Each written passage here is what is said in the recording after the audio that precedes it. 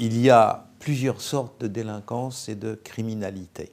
Il y a la grande délinquance financière, la criminalité du grand banditisme et des mafias, et il y a également ce qu'on appelle la délinquance au quotidien, c'est-à-dire tout ce qui rend aux gens la vie insupportable, les agressions dans la rue, les petits braquages, les vols de voitures, les espèces de petites émeutes qu'on trouve dans les cités périphériques des grandes métropoles, par exemple dans la région lyonnaise, dans la région parisienne, dans les quartiers nord de Marseille, et c'est tout cela qu'on a regroupé sous le nom de criminalité ou de délinquance au quotidien. Ce ne sont pas des actes très graves, ce ne sont pas des actes généralement qui entraînent la mort ou comme ça, des inconvénients très graves pour les habitants, mais c'est l'équivalent de ce qui vous arrive quand un essaim de mouche ou un essaim de guêpe tourne autour de vous, ça rend au bout d'un moment la vie insupportable. Donc nous parlons bien ici de la criminalité des rues, à distinguer de la criminalité en col blanc. La criminalité en col blanc, c'est ce qui se passe dans les banques, c'est ce qui s'est passé au moment où il y a eu l'effondrement de la sphère financière à New York entre 2007 et 2008. On reviendra là-dessus plus tard. Nous parlons du quotidien. Alors le quotidien, c'est un certain nombre de faits. D'abord, c'est le fait de s'en prendre à des gens âgés, pour directement leur voler leurs affaires, les bousculer et leur prendre le sac à main. Deuxièmement, c'est le fait d'entrer chez les gens sous un prétexte quelconque, c'est ce qu'on appelle la criminalité par ruse. Vous entrez chez les gens, vous avez mis un espèce de vague gilet qui reste fluorescent, qui laisse supposer que vous êtes employé de la compagnie des eaux ou alors d'une société qui fait du goudronnage sur les routes ou n'importe quoi, et vous distrayez les gens jusqu'à ce qu'un comparse s'infiltre derrière vous et aille piller les gens. Les cambriolages aussi. Les cambriolages sont extrêmement perturbants pour la population. Songez qu'en France métropolitaine, il y a un cambriolage toutes les 2 minutes. C'est-à-dire que toutes les 2 minutes, des gens sont mis dans une situation telle qu'en rentrant chez eux, eh bien, leur ordinateur a disparu, le peu d'argent en espèces qu'ils avaient mis dans un tiroir, les bijoux, la petite électronique, etc., etc. Donc voilà ce que c'est que la criminalité au quotidien. Ça n'est pas si grave que ça, mais c'est très traumatisant d'une part, et deuxièmement, cela tend à être répétitif. Jour après jour, dans les petits journaux de province, les petits hebdomadaires de province, qui existent depuis toujours, maintenant la plupart d'entre eux n'ont plus d'édition sur papier, mais sont sur Internet, ça s'appelle l'Impartial des Andelys ou le Petit Bleu des Côtes du Nord, et là-dedans, vous avez ce qui s'est passé dans le village, dans la petite communauté, la semaine d'avant. Et vous lisez semaine après semaine, de manière répétitive et même obsessionnelle, la pharmacie machin cambriolée pour la 2e fois en 3 semaines, le café Intel pillé de ses cigarettes pour la 3e fois en 1 mois. Les cigarettes, maintenant, c'est devenu un produit de luxe. Vous vous rendez compte que dans certains quartiers hors contrôle des grandes villes, dans ce qu'on appelle les quartiers de la politique de la ville, des fois, le demi-gramme d'héroïne coûte moins cher qu'un paquet de cigarettes. Rendez-vous bien compte, les gens ne sentent pas ça, ne le savent pas, mais c'est devenu un produit de luxe, donc on attaque les buralistes et on les pille. Voilà ce que c'est que la criminalité au quotidien, et ça rend aux gens la vie insupportable, parce qu'on ne peut rien, on ne sait pas qui fait ça. Naturellement, les intéressés se gardent bien de le faire connaître, et surtout, la France est maintenant confrontée à des bandes organisées. On les appelle de 36 façons différentes. On les appelle, je ne sais pas, venus des pays de l'Est ou alors issus des Balkans. En réalité, ce sont le plus souvent des nomades, venus en effet de l'Est ou du Sud-Est de l'Europe. Et bien entendu, tous les clans nomades ne sont pas criminalisés, mais certains le sont. Et ceux-là sont hyperactifs et souvent, surtout sur les territoires de la gendarmerie, on a des communiqués de la gendarmerie disant nous avons arrêté une bande d'individus et qui s'étaient livrés à 230 cambriolages en 1 mois. Donc ce sont des hyperactifs du crime et bien entendu ils rendent la vie des gens insupportables. Ils ne font pas que piller les maisons, ils volent les métaux, les croix sur les pierres tombales ou les décorations, ils volent l'essence ou le fuel dans les voitures et à la campagne dans les tracteurs. Bref, c'est du pillage à la petite semaine, mais à la fin, c'est insupportable pour les gens. C'est l'ensemble de tout ça que l'on appelle la délinquance au quotidien. Et ça rend la vie des gens extrêmement difficile et ça les laisse face à ces actes à peu près impuissants. Il y a différentes sortes de territoires criminels et effectivement, il y a les centres-villes et puis il y a aussi les périphéries, les couronnes autour des grandes métropoles et en fin de compte, le rural profond. Chacune de ces criminalités est spécifique, mais le traitement de ces criminalités par le gouvernement, par l'appareil d'État, n'est pas toujours le même. J'entends par là que pendant très longtemps, les centres-villes grouillaient de policiers, que la campagne profonde était parcourue par des hordes de gendarmes et qu'entre les deux, dans la périphérie des grandes villes, il n'y en avait pas ou il y en avait très peu. Et vous avez eu pendant les 30 glorieuses, à peu près sur le territoire français, c'est très impressionnant. La moitié de la population française s'est déplacée. Beaucoup de gens ont quitté les centres des grandes villes polluées à l'époque, sombres et obscures, c'était avant les grands ravalements, pour aller s'installer dans la périphérie. C'était l'époque des grands programmes dans la périphérie autour de Versailles, etc., dans la belle banlieue autour de Paris.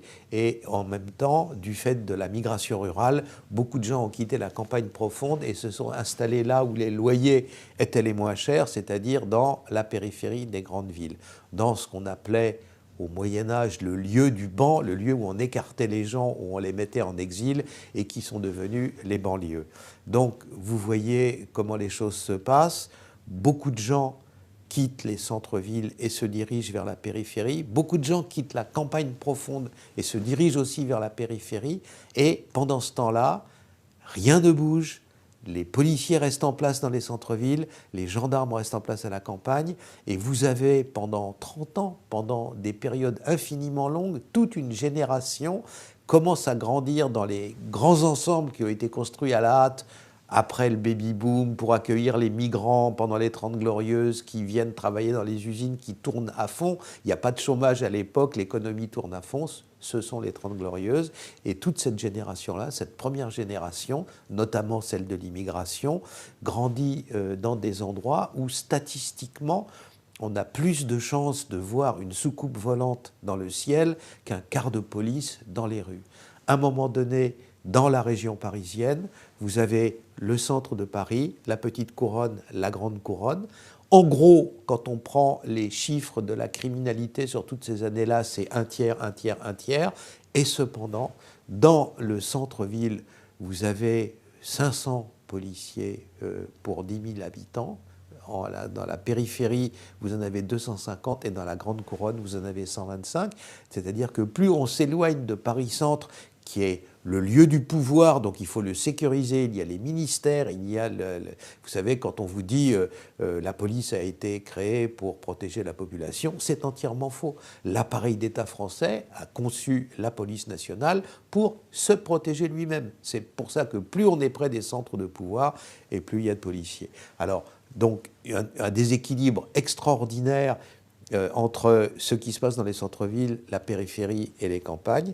Le premier qui va prendre conscience de ça et qui va tenter d'y remédier, rendons quand même à César ce qui est à César, c'est Lionel Jospin. Il va dire oui mais c'est pas normal et donc il va tenter de faire migrer les policiers des centres-villes vers la périphérie et les gendarmes de la campagne profonde vers la périphérie. Oui mais pour les gendarmes encore d'accord, ce sont des militaires, ils obéissent.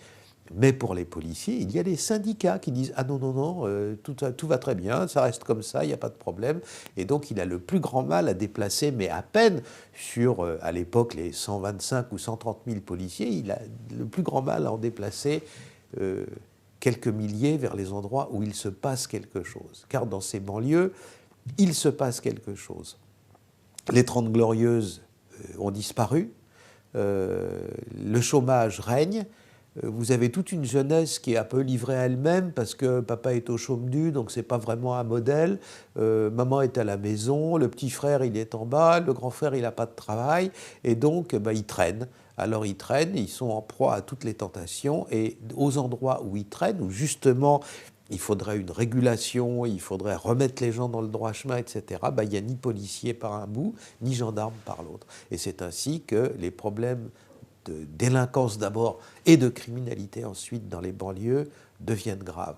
Donc, dans la périphérie des grandes villes, vous avez, les gendarmes le disent d'ailleurs dans un rapport récent, ce sont en général les auteurs des émeutes, vous savez ce qu'on appelle les violences urbaines, sont en général des enfants de la deuxième ou de la troisième génération de l'immigration ou maghrébine ou africaine en France.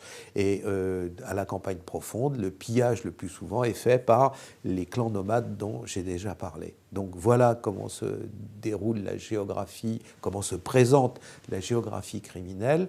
Vous avez dans la périphérie des grandes villes des gens, des petits voyous, ils commencent très jeunes, ils commencent à 12-13 ans et puis ils sont actifs jusqu'à 20-25 ans. Après ça, ils tendent à se calmer, mais pendant ce temps-là, ils dealent du cannabis ou ils volent des choses qu'ils revendent après ça, les fameux marchés des voleurs. Et donc, dans la campagne profonde, vous avez le pillage, le vol du fioul, le vol des récoltes, le vol des animaux dans les fermes, par le plus souvent les clans nomades dont je vous ai parlé. Si on met bout à bout la petite criminalité des banlieues et celle de la campagne profonde, vous avez à peu près 70 ou 80% de toutes les infractions sérieuses, considérables, qui sont commises en France.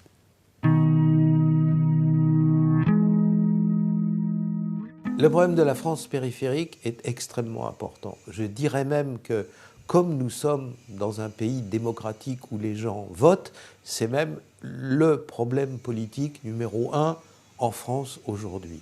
D'abord, qu'est-ce que la France périphérique? C'est simple, c'est tout ce qu'il y a à un bout hors du cœur des centres-villes et à l'autre bout hors de la ruralité profonde. Ce sont tous les territoires dans une zone de 20 à 50 km autour de toutes les grandes métropoles dans lesquels, petit à petit, sont venus s'agglutiner, sont venus s'amasser tous les gens qui, ou alors, voulaient avoir leur petit pavillon, voulaient être au grand air, voulaient pas vivre dans la pollution des villes, ou alors, dans le cas de Paris, c'est frappant, tous ceux que le prix des loyers a chassé des centres-villes et qui maintenant se trouvent à 20, 30, 40 km. C'est une France qui travaille. Cela représente la moitié du territoire français et la moitié de la population de la France métropolitaine. Et c'est aussi une France qui est très perturbée par ce qui se passe à l'heure actuelle. On voit que dans cette France périphérique, les petits cambriolages, les petits braquages se multiplient. La pharmacie a été attaquée, le bistrot s'est fait piquer ses cigarettes pour la 3e fois en un mois. Et ça inquiète terriblement les gens de la France périphérique, parce qu'ils savent que quand on a attaqué 2 fois, 3 fois le café ou pillé 2 ou 3 fois le tabac ou la pharmacie, le tabac, le café ou la pharmacie vont finir par fermer. Et c'est pour eux un véritable drame, parce que déjà l'appareil d'État se retire de la campagne et de la France périphérique. Il y avait un train, il n'y a plus le train, il y a un autocar, il y avait une sous-préfecture, les services de la sous-préfecture ont été envoyés, il y avait une maternité, un centre d'accouchement, tout ça est en train de disparaître, la désertification s'installe. Des fois, le dernier lieu de sociabilité dans une petite ville, c'est le bistrot, c'est la pharmacie, et petit à petit, sous le fait de la criminalité, des braquages, etc., ces lieux sont en train de fermer. Vous n'imaginez pas, vous savez que maintenant la presse est interactive, que quand vous regardez sur un site qu'il y a eu un cambriolage ou un braquage dans tel bistrot, les gens peuvent cliquer pour lire l'information. Dans une petite ville de 3 ou 4 000 habitants, quand on annonce un phénomène de cette nature, vous avez 12 ou 13 000 clics. C'est-à-dire que tous les gens du canton disent « Ah zut, alors ça va fermer, et qu'est-ce qu'on va faire? On va être obligé à 50 km pour aller chercher du lait. » Donc les problèmes de délinquance et de criminalité hors des centres des villes sont extrêmement importants, parce que c'est un problème, à vrai dire, d'aménagement du territoire, c'est un problème de désertification, et la population en question, sur laquelle finalement, on sait peu de choses. C'est une population jeune. On nous parle toujours de la jeunesse des cités chaudes et des quartiers, vous savez, un peu de la politique de la ville. c'est 15% de la jeunesse. Dans la France périphérique, vit plus de 30% de la jeunesse française. Et cependant, vous avez remarqué que dans cette France périphérique, contrairement à ce qui se passe dans les quartiers chauds de la politique de la ville, il y a une criminalité extrêmement réduite. Les voitures ne flambent pas, il n'y a pas de tir à la Kalachnikov sur la police, et cependant, les jeunes y sont 2 à 3 fois plus nombreux que dans les fameux quartiers de la politique de la ville. Donc voilà le problème de la France périphérique. C'est d'autant plus, elle souffre de cette petite criminalité que, bien entendu, la police est dans les centres-villes et la gendarmerie, généralement, plus dans la ruralité profonde que dans la périphérie, dans les 30 à 50 km autour des grandes villes. C'est un problème très grave, c'est un problème dont les journaux parlent peu et dans lequel, à part 1 ou 2 livres très intéressant, La fracture française de M. Giuly, etc., qui est assez peu abordé. Mais c'est un problème politique majeur. Quand les dirigeants politiques de ce pays ont des insomnies à 3 heures du matin, c'est souvent à ça qu'ils pensent. La politique de la ville est un problème énorme et à ce jour incontrôlé dans la France de 2018. J'entends par là qu'en général, comme forme politique, l'État-nation est un outil qui répond aux besoins de la population. Je veux dire qu'il réagit quand il se passe quelque chose et il est prévisible. On demande à un appareil d'État d'être prévisible. Vous montez dans votre voiture, que la voiture soit prévisible, c'est que 50 fois vous appuyez sur le bouton du klaxon, c'est le klaxon, et 50 fois vous appuyez sur l'essuie-glace, c'est l'essuie-glace. Si ça change à chaque fois, vous devenez fou en une semaine. Donc, on demande à un appareil d'État d'être réactif et d'être prévisible. Mais, c'est généralement le cas, mais de temps en temps, l'appareil d'État bloque. Il n'arrive pas à résoudre un problème. Il reste sur place, il est tétanisé, il est paralysé, et il ne sait pas faire, il ne sait pas quoi faire, même quand le problème est grave, pour le résoudre. Je vais prendre un premier exemple en dehors de France. Regardez ce qui se passe aux États-Unis avec les massacres et les tueries à l'arme à feu. Pratiquement tous les jours aux États-Unis, une personne à bout de nerfs, un dingue, appelez ça comme vous voulez, entre dans une école, entre dans un restaurant et ouvre le feu et tue des gens. Et après ça, le plus souvent, met fin lui-même à ses jours. C'est un problème que les États-Unis ne sont pas capables de résoudre. D'année en année, il y en a plus, il y a plus de morts, il y a plus de massacres. Et cependant, l'Amérique de Bush, l'Amérique d'Obama et l'Amérique de Trump également échouent à résoudre ce problème. Alors en France, on a l'équivalent, et ce ne sont pas des massacres, mais c'est une politique qui est incapable de venir à bout du problème qu'elle est censée résoudre, c'est la fameuse politique de la ville. Que se passe-t-il ? En 1981, quand François Mitterrand prend le pouvoir, les socialistes s'attendent à ce que ça soit la fête dans les banlieues, parce que dans les banlieues, les gens sont plutôt plus proches de la gauche. Eh bien, c'est le contraire. Souvenez-vous, pour les plus mûrs d'entre nous, les émeutes, les minguettes, les rodéos, etc., ça a été un désordre affreux, des émeutes pendant une partie de l'été 1981.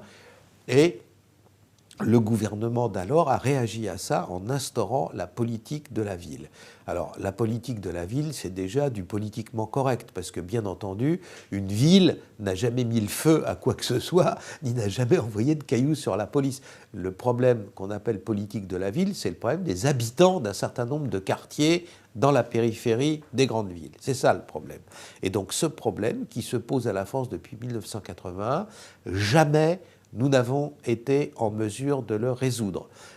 Quand on a fait le premier recensement des quartiers dans lesquels étaient susceptibles de se produire des émeutes, dans lesquels les gens vivaient un peu en marge de la loi, dans lesquels les cars de police se faisaient caillasser, dans lesquels les pompiers se faisaient agresser, dans lesquels on mettait le feu aux poubelles, bref, tout ce qui se passe dans la périphérie des grandes villes, quand on a fait le total de ces quartiers-là, au début, en 1981, il y avait à peu près 400 quartiers ou cités ou grands ensembles en France concernés par cette politique. En l'an 2000, il y en avait 900 et aujourd'hui, il y en a plus de 1800.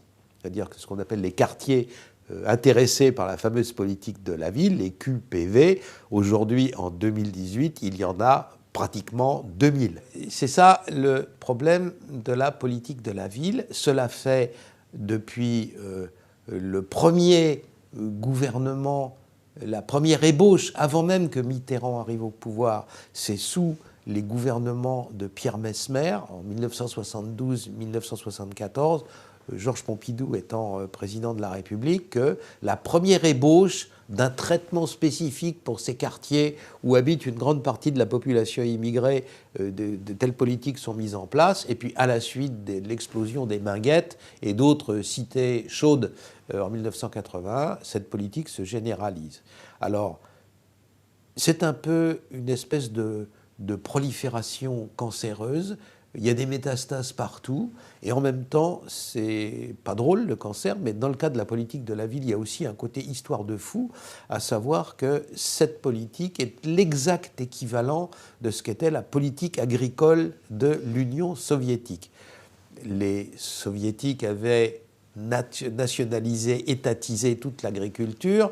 L'agriculture était naturellement agonisante. On ne peut pas faire un plan en prédisant qu'il fera beau le 15 avril et encore plus beau le 15 mai, mais qu'il ne pleuvra pas le 15 juin. Donc naturellement, cette agriculture était partie à volo. Et chaque fois qu'il y avait un désastre agricole en Union soviétique, les communistes soviétiques se réunissaient de l'Union soviétique et décidaient que le motif de cette catastrophe agricole, c'était qu'on n'avait pas assez fait de nationalisation, qu'on n'avait pas assez fait d'étatisation, et donc, il disait, un peu d'étatisation de la politique agricole a causé le désastre, plus d'étatisation encore y remédiera. Eh bien, cette espèce de syndrome maniaque de « on n'en a pas fait assez, on va encore faire encore plus », c'est ce qui gouverne la politique de la ville depuis maintenant 1972-2018. Ça fait 46 ans que ça dure et naturellement, aucun des phénomènes de progrès qui avaient été prédits ne s'est produit.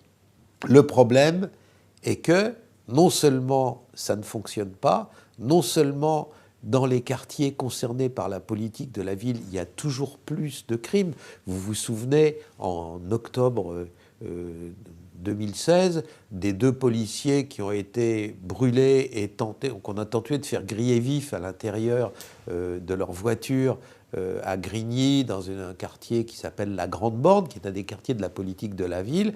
Et bien voilà, tous les quartiers où il se produit des choses affreuses comme ça en France, ce sont les fameux quartiers de la politique de la ville. Non seulement ça ne marche pas, non seulement c'est une sorte de politique folle et l'équivalent en France de la politique agricole de la défunte Union soviétique, mais en plus, ça coûte une fortune. On en est maintenant au 2e plan national de rénovation urbaine, PNRU. Les demi bout à bout, à l'heure actuelle, on en est à 100 milliards d'euros. Ça a coûté 100 milliards d'euros et la Cour des comptes est tellement affolée parce qu'elle n'arrive à avoir aucun chiffre. Vous voyez ce que c'est que la Cour des comptes, ce sont des magistrats, ce n'est pas des rigolos, ils n'ont pas l'habitude de faire des jeux de mots et ils disent que la politique de la ville est une machine sans compteur, ce qui est vraiment, dans la bouche d'un magistrat de la Cour des comptes, une expression extrêmement violente.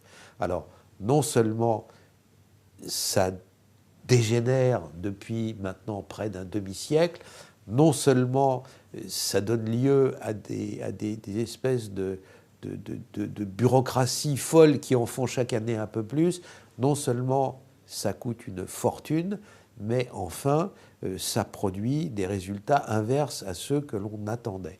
Si on sait qu'en 1981, la politique de la ville a été créée, je cite, pour abolir les ghettos et pour faire revenir les populations au sein de la République. Alors, les années 80, c'était le début du Front National, quoi. Et on avait dit, voilà, on va faire la politique de la ville, en quelques années, on va résoudre les problèmes, et ce sera l'extinction du Front National que l'on va priver de sa cause célèbre, qui est l'insécurité. Nous sommes en 2018, ces propos-là datent de 1981, pas la peine d'insister, le désastre de la politique de la ville est total.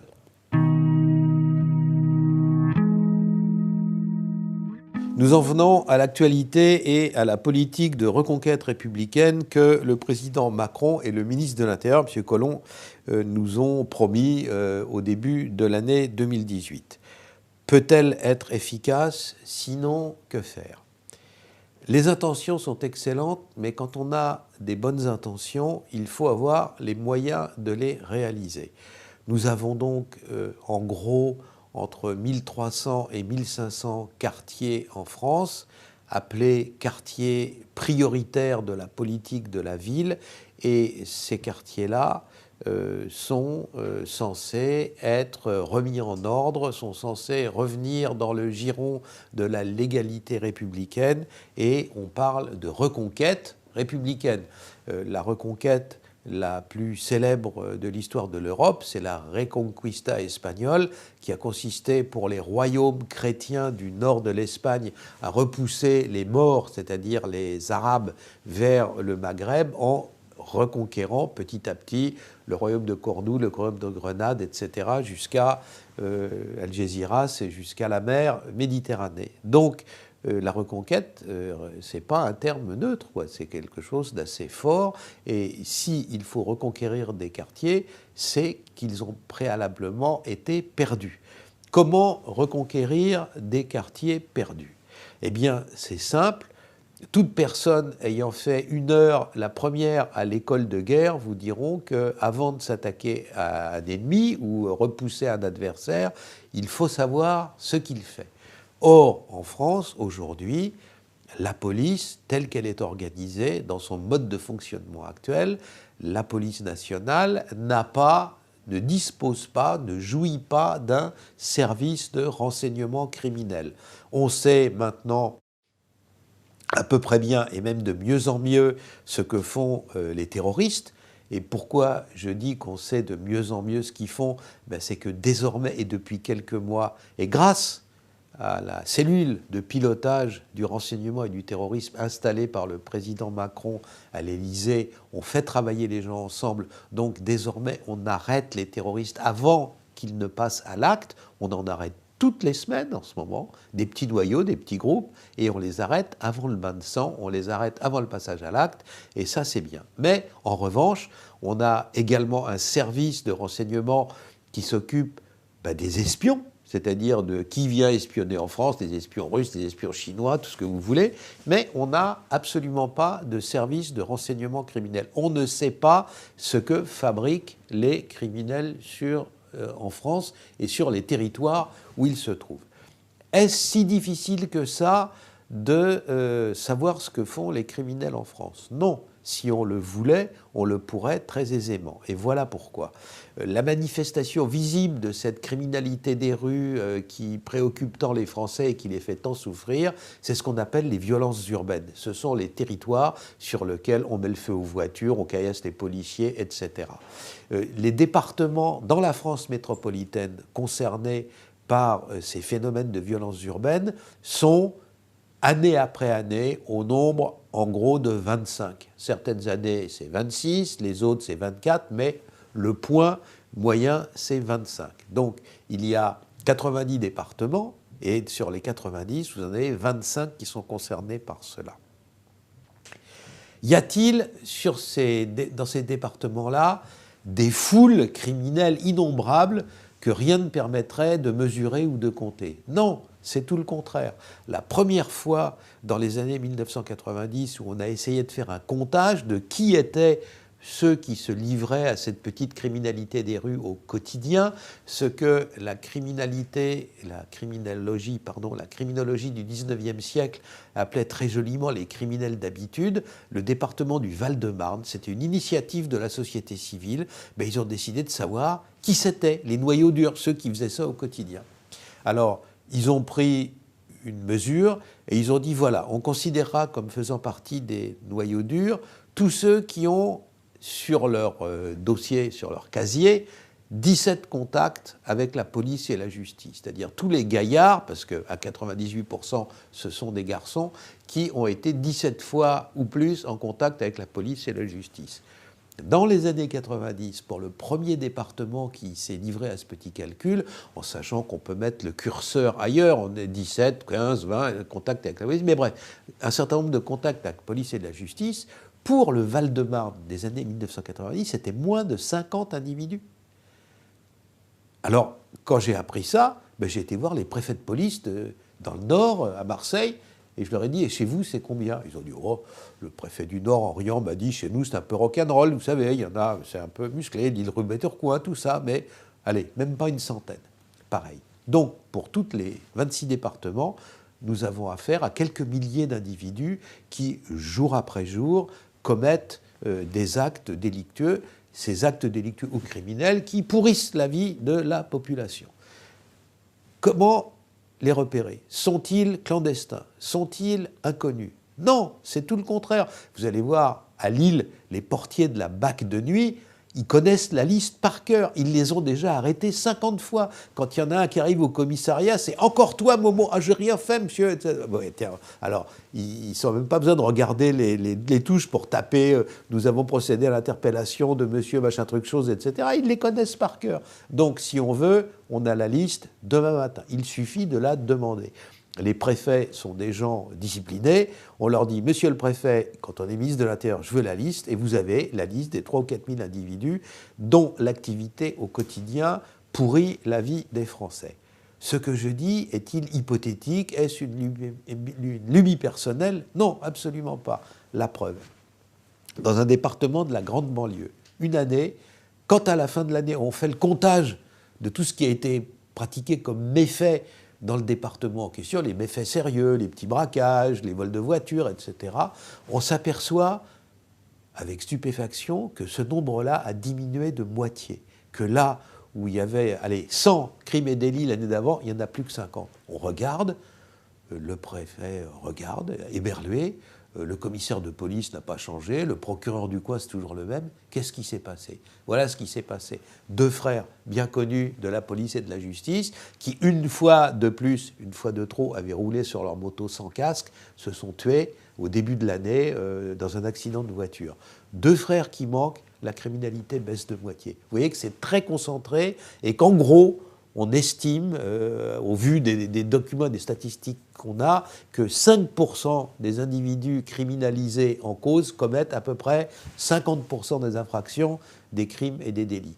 Voilà, il faudrait à la France un outil de renseignement criminel pour potentialiser cette connaissance qui est nationale à chaque fois au niveau des petits territoires, à chacune des 80 zones de sécurité prioritaires qu'a créé le ministère de l'Intérieur, il faudrait avoir des instruments pour mesurer. Et non seulement pour mesurer a posteriori, mais pour apprendre et pour savoir ce que les individus criminels vont faire le coup d'après. Parce que, évidemment, toute personne qui a vu un film de cow-boy sait que quand on sait ce que va faire l'ennemi, on peut tendre une embuscade. Et on est là avant lui sur le terrain, et donc on peut l'attraper. On arrive maintenant à le faire très bien en termes de terrorisme, je l'ai dit au début, on arrête maintenant les terroristes avant qu'ils passent à l'acte. En croisant des données assez complexes, on arrive à dire, tiens, ceux-là, ils ne devraient pas tarder. Et hop, on est là pour les attraper, et donc on les fait condamner parce que le début du passage à l'acte, si on arrête un individu avec une cagoule et une kalachnikov, on se rend bien compte de ce qu'il était en train de préparer. Donc dans ces cas-là, la justice condamne. Elle ne peut pas condamner un crime par la pensée, mais elle peut condamner un début de passage à l'acte. Voilà ce qu'on devrait faire en matière de criminalité, et voilà ce qu'à l'heure actuelle, les moyens alloués à la police par le président Macron et par le ministre de l'Intérieur ne permettent pas de faire. Ça n'est pas cher. Il ne s'agit pas de dépenser encore des fortunes, il suffit de réaffecter des policiers au renseignement criminel et de leur donner les moyens de travailler en prélevant sur le stock actuel. Pas la peine d'avoir plus de voitures, plus d'outils, plus d'ordinateurs. La police a les moyens de travailler, on ne l'affecte pas encore pleinement à ce que devrait être sa tâche prioritaire. Donc voilà, à partir du moment où on fait ça, alors oui, le plan Macron-Collomb fonctionnera. Si on ne le fait pas, si on reste dans la configuration actuelle, eh bien, ça sera, une fois de plus, un peu illusoire.